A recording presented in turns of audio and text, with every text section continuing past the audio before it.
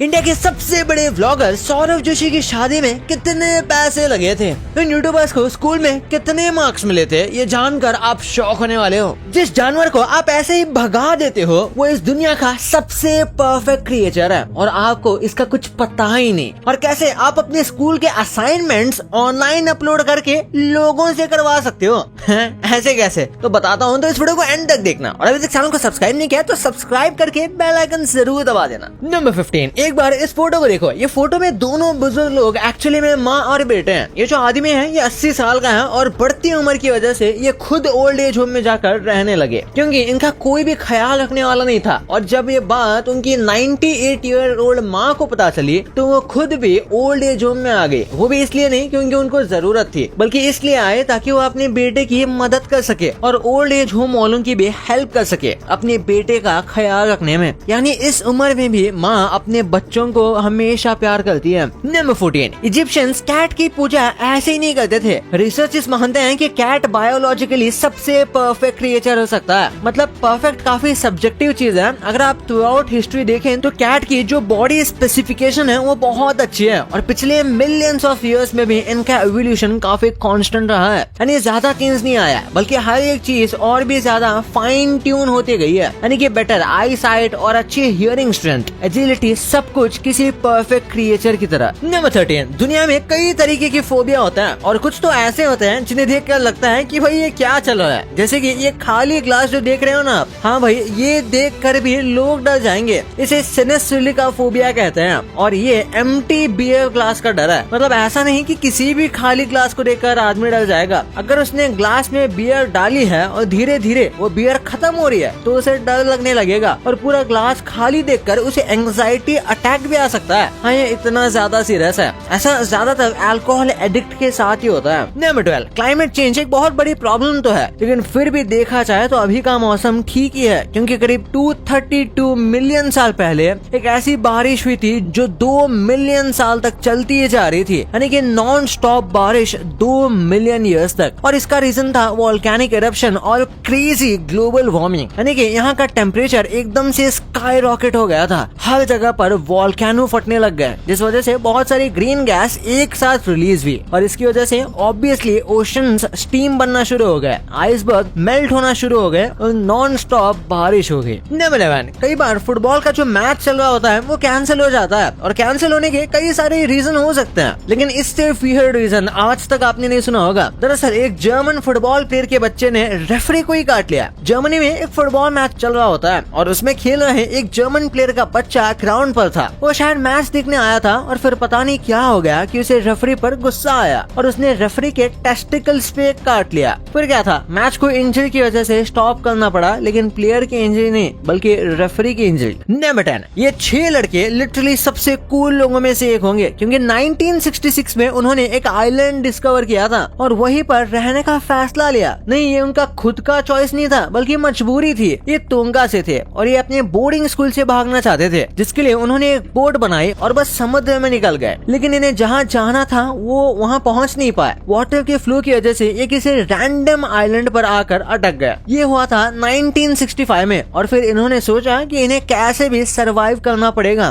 तो इन 6 लोगों ने मिलकर प्लान्स बनाए और इसे एग्जीक्यूट किया, जैसे कि शेल्टर कैसे बनाना है, खाना कहाँ से ढूंढना है और किस तरीके से दूसरे की सेफ्टी करना है। और बस यही नहीं बल्कि इन्होंने म्यूजिकल इंस्ट्रूमेंट भी बनाए थे खुद के एंटरटेनमेंट के लिए। ये लोग यहाँ पर 15 मंथ तक सरवाइव नहीं बल्कि एंजॉय कर रहे थे, लेकिन फिर इन्हें रेस्क्यू कर लिया गया। नंबर 9, इस यूट्यूबर ने काफी इंटरेस्टिंग एक्सपेरिमेंट किया था। इसके कुछ 9 लाख फॉलोअर्स होंगे और इसका एक कॉलेज होमवर्क या प्रोजेक्ट था जो इसको करना था। तो इसने गूगल शीट पर अपने सारे फॉलोअर्स को इनवाइट कर दिया कि सब मिलकर इस प्रोजेक्ट को करो। और शुरुआत में तो ये थोड़ा अच्छा चल रहा था, लेकिन थोड़ी ही देर में ये पूरा गड़बड़ हो गया। लोग इसमें रैंडम मीम्स डालने लग गए, कुछ भी लिखने लग गए, यानी कि पूरा कचरा ही कर दिया। कुछ लोग तो ड्राइंग भी करने लग गए। यही बताता है कि इंटरनेट पे भाई थोड़ा भी मौका मिले तो हर चीज को ट्रोल करने लग जाएंगे। नंबर 8, एक बार इस बच्चे की फोटो को देखो। आप में से कुछ लोगों को ये नॉर्मल बच्चा लग रहा होगा, लेकिन ऐसा नहीं है। ये रिकॉर्ड ब्रेकिंग बच्चा है क्योंकि जब ये जन्मा तब इसका वजन 13 पाउंड और 15 आउंसेस था, यानी कि ऑलमोस्ट 6.5 kgs। हाँ भाई, आपने बिल्कुल सही सुना। और इसकी माँ की उम्र ऑलमोस्ट 40 इयर्स की थी जब इसको ये जन्म दे रही थी, यानी कि ये सुपर डिफिकल्ट डिलीवरी रही होगी। लेकिन इमेजिन करो 6.5 kg का बच्चा, ये बहुत ही ज्यादा भारी होता है। यूजुअली बच्चे 2 kg मैक्स होते हैं। 3-4 kg के आगे कोई अगर होता है तो उसे बहुत एक्सेप्शनल और हैवी समझा जाता है। नंबर 7, एप्पल में काम करने के लिए एक आदमी को अपना नाम बदलना पड़ा। दरअसल इसका नाम सैमसंग है और इसे अगर एक साथ लिखा जाए तो ये सैमसन प्रोनाउंस करता है, जो कि एप्पल का बहुत बड़ा राइवल है। ये तो हम सब जानते हैं और इसलिए वो नहीं चाहते थे कि गलती से भी सैमसंग के एडवर्टाइजमेंट हो और इस वजह से इसको अपना नाम चेंज करने कह दिया गया और इसने कर भी दिया। लेकिन इस मूवमेंट को इसने वेस्ट नहीं जाने दिया। इसने अपने पुराने टी शर्ट और बैच को सेल कर दिया जिस पर सैमसंग लिखा हुआ था एप्पल लोगो के साथ, और इसने चैरिटी के लिए किया था, यानी कि इससे जो भी पैसे आए वो सब इसने डोनेट कर दिए। नंबर 6, एक बार इस फोटो को देखो। इन दोनों को सच में कोई भी डीएनए प्रूफ की जरूरत ही नहीं है। कोई भी देखकर बता सकता है कि हाँ भाई ये दोनों माँ बेटी हैं। दरअसल ये जो कलर है ये बहुत ही ज्यादा यूनिक जेनेटिक कंडीशन की वजह से होता है, जिसमें बीच के बाल व्हाइट हो जाते हैं और ये रिपीट होना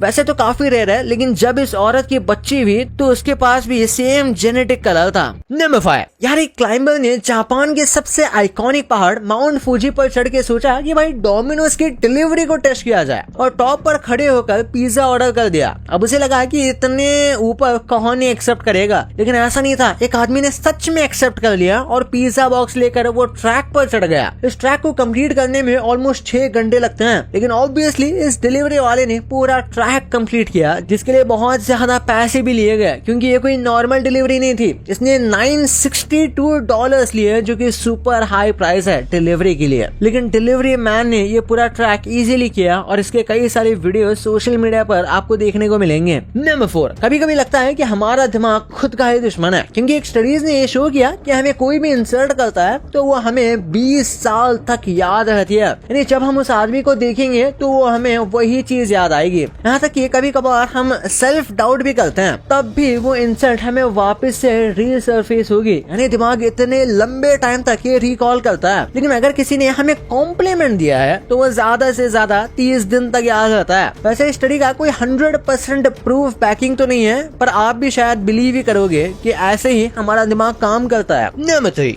यार आप में से बहुत लोगों ने इन्हें देखा होगा पर जानते नहीं होंगे, क्योंकि ये ओल्ड लेजेंड है मिस्टर टी और ये एक एक्टर और बहुत फेमस रेसलर है। पर 1995 में पता चला कि इनको कैंसर है और वो एक लिफोमा टाइप का कैंसर था, जिसे टी सेल लिफोमा कहा जाता है। ये बहुत सीरियस कैंसर है, लेकिन मिस्टर टी को हमेशा मजाक मस्ती के लिए जाना जाता था और बिल्कुल ऐसे ही इसको लड़ते हुए उन्होंने एक बहुत ही आइकॉनिक डायलॉग बोला था कि मुझे तो कैंसर भी मिला, वो भी मेरे ही नाम का। यानी कि एकदम पर्सनलाइज्ड कैंसर है और इन्होंने बीमारी से काफी अच्छा फाइट भी किया और ये आज जिंदा भी है। नंबर 2, भाई आप स्कूल जाते हो, स्कूल में एग्जाम भी लिखते हो और मार्क्स भी लाते हो, लेकिन क्या कभी आपने सोचा है कि आप जिन यूट्यूबर्स को डेली देखते हो इनके मार्क्स स्कूल में कैसे आते थे? पहले हैं कैरी मिनाती। इंडियन कम्युनिटी के फेमस यूट्यूबर कैरी मिनाती ने 12th के एग्जाम से पहले ही ड्रॉप ले लिया था, लेकिन उनके 10th के बोर्ड में 7 CGPA आई थी, जो लगभग 66% के बराबर होती है। फिर है भुवन बाम, वो और भी ज्यादा सक्सेसफुल हैं। उन्होंने अपने 12th के एग्जाम में 74.5 स्कोर किया था, जो काफी अच्छा परसेंटेज माना जाता है। और फिर आता है ट्रिगर्ड इंसान यानी निश्चय मल्हान। उन्हें 10th में 9.8 CGPA आई थी, जो कि परसेंटेज में 93% होती है, और 12th में उन्हें 93% आया था। और अगर उनके भाई अभिषेक मल्हान की बात करें तो उनके 10th और 12th दोनों में 95% आए थे। मीन्स ये दोनों भाई स्कूल के टॉपर थे। और अब अगले आते हैं एलिवेश यादव। इनके मार्क्स सुनकर आप हैरान हो जाओगे। उनके 12th बोर्ड्स में 94% आए थे, जो यूट्यूबर्स में सबसे हाई स्कोर में से एक है। और लास्टली है कृति सेनन। ये एक्चुअली यूट्यूबर तो नहीं है, बल्कि इनका एक यूट्यूब चैनल है, तो शायद ये यूट्यूबर में ही काउंट होनी चाहिए। उनके 10th में 93.4% आए थे और 12th में 93.8%। मींस ये भी टॉपर थी।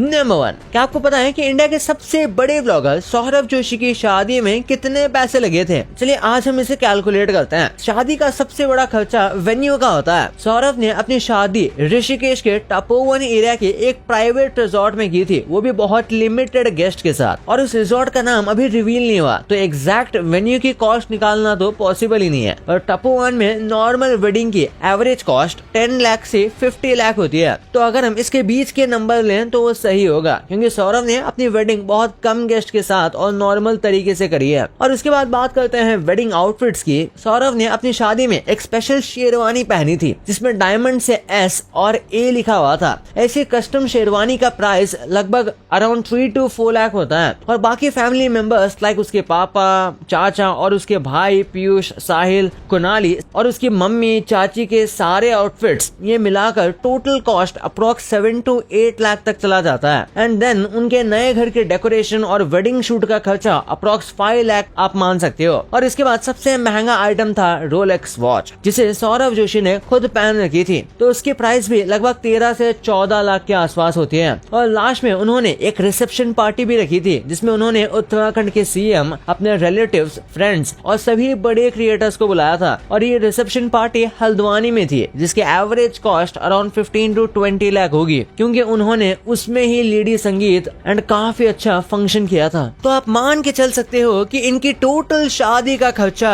करीब 70 लाख से 1 करोड़ के बीच है। भाई इतना सब तो आपको पता चल गया, पर इन कार्टून के प्रेडिक्शंस इतने एक्यूरेट हैं कि आप इन्हें देखकर हक्का बक्का रह जाने वाले हो। और इन सेलिब्रिटीज के बीच कुछ ऐसे कोलैब्स है ना जिनके बारे में आपने सपने में भी नहीं सोचा होगा। और क्यों इस आदमी को बस एक सिंपल से बटन को दबाने के लिए लाखों रुपए मिलते हैं। ये कौन सा ऐसा काम करता है इस वीडियो में पता चल जाएगा, तो इस वीडियो को जाके देखो, बहुत मस्त है। और अभी तक चैनल को सब्सक्राइब नहीं किया तो सब्सक्राइब करके बेल आइकन दबाओ यार। मिलते हैं अगले वीडियो में, तब तक के लिए बाय।